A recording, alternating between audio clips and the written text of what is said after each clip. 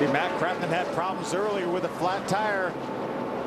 Matt's being shown 2 laps down. There's our side-by-side battle. Timothy Peters, James Busher for 4th. James just says, I'm so close. Please say clear, spotter. I don't want to feel my way into this Timothy Peters guy, but I might have to. Timothy Peters all the way up, almost into the wall as they went through the turn. 5 laps of racing to go.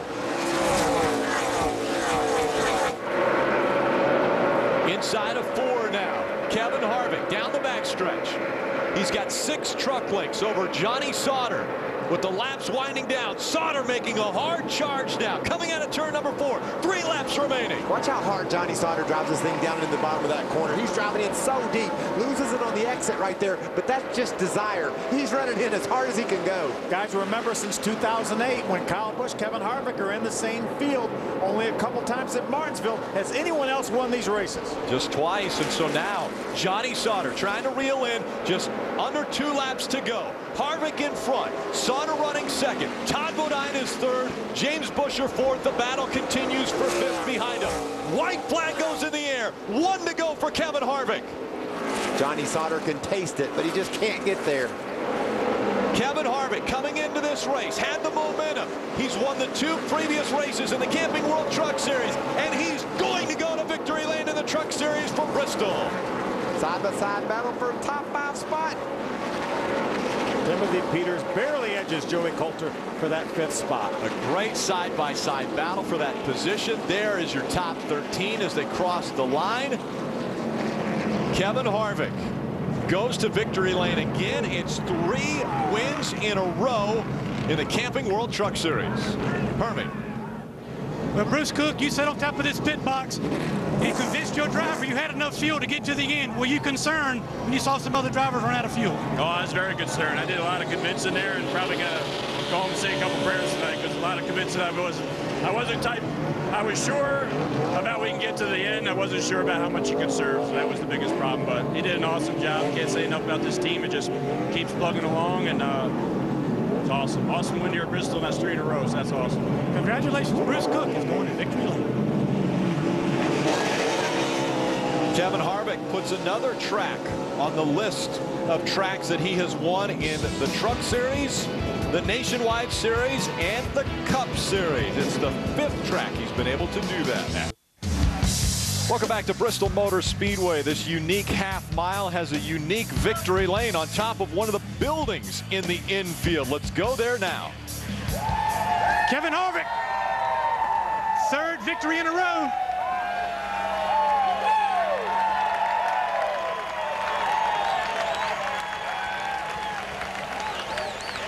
What can you say about this 2 bunch, Kevin? There's 3 wins in a row for this bunch, and I know you guys have been working hard to get Hunt Brothers in victory lane. Yeah, first off, I just want to thank the pit crew. They're the ones that won this race tonight. They had a smoking pit stop on this Hunt Brothers Chevrolet, but all the people from Hunt Brothers, really excited to get them into victory lane tonight. I got to thank everybody from Ream, Bad Boy Buggies, One Main Financial, Budweiser, Chevrolet, everybody who helps us on this truck. 3 in a row, that's pretty cool. Talk about fuel mileage. You guys pitted after some of the front runners that ran out of fuel. I heard you and Bruce Cook talking pretty much all night. Were you convinced that you would save enough fuel to get the job done? I thought I had saved a fair amount, and we were able to stretch our lead out there. We were able to run some pretty slow laps and conserve some fuel. So he sounded pretty confident on the radio, the way that he was figuring the gas conservatively with what it would pick up and everything there. So all in all, they did a great job, and the pit crew won this race. So well, I got to ask you one other question. There was some contact on the racetrack between the 18 and the 24. You've had issues with the 18 in the past. He made a comment about where Elliott Sadler gets his paycheck. What could you see, or were you watching what was going on the racetrack, and your thoughts on that? Well, I hadn't seen it, but that shows you how smart Kyle Busch is. He wasn't even driving for us tonight. Joe Dennett owns that truck, and those guys came here to do what they had to do. So we can get as dirty as Kyle Busch wants. If he didn't want to race like that, then we'll race somewhere else. That's Kevin Harvick. His thoughts on Kyle Busch. 3 wins in a row for the 2 truck. Talk about momentum in racing. Right now, it's Kevin Harvick who has the momentum. And they got to share that racetrack some more this weekend. I can't wait. For about, what, 800 more miles? Pretty much. They're going to have to learn to play nice together. They're not. Track. I bet they don't.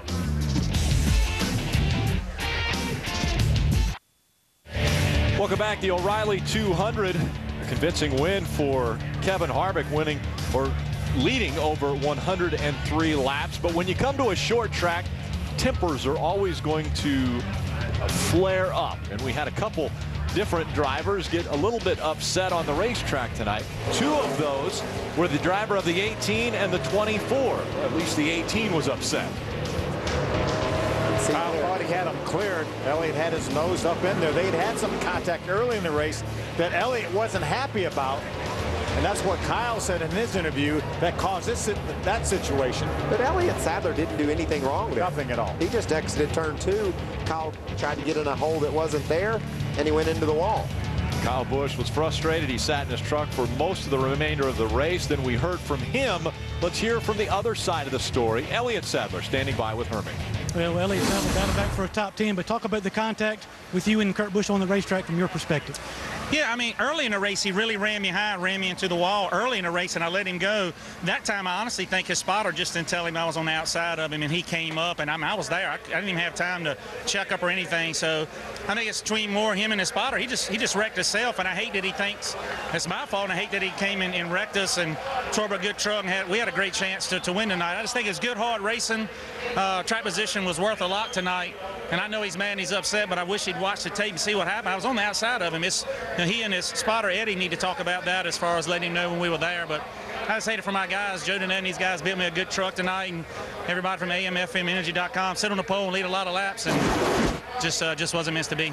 The restart seemed to be very important. What line you were getting in, and you had to do business early like you were trying to do on that restart. Yeah, and I think that's why the frustration comes from. We all knew that you had to get to the top, and if you got in front of somebody, it was going to be very hard for them to pass you. And I think early in the race, when I got away from everybody and got away from the 18, we were about 2/10 of a lap faster than they were. I think they knew they had to be in front of me to have a chance to beat us tonight. So I just wish he'd watch the tape and understand what happened before he came back and retaliated and hit us the way he did. I hate it for my guys. Never had any problems racing him, and we gave and take a little bit tonight, and he run me high. Then he was trying to run me high again, and I was just there. I just don't think he knew I was there, and kind of wrecked himself. But I hate it for his guys because they got a tore up truck, and we do too, and neither one of us had a good night. So it's just Bristol racing, I guess. That's Elliott Sadler. Rick? Yeah, thanks, Harvey. Elliott Sadler, Kyle Busch, neither of them involved in our points chase because they're not involved in the Camping World Truck Series. They don't receive points when they run here. These are our Ford point standings. Johnny Sauter out in front of James Buescher by 7. Now, problems with Austin Dillon, Timothy Peters toward the end of that race separates those top 4 by 29 points now. I guarantee you Austin Dillon's saying, what the heck has happened? I had the points lead 3 or 4 races ago, and now I'm 29 behind? Yeah. How could that be? Big hit at the end of the race when he ran out of fuel. He ended up finishing 23rd. So that's why he lost all those points there just on that last restart. Same issues late in the race at Michigan last week, a crash, and points just go out the window. But you know the good thing, you lose them quickly, you can get them back. We saw Johnny Sauter really give up about 60 points over the course of 3 weeks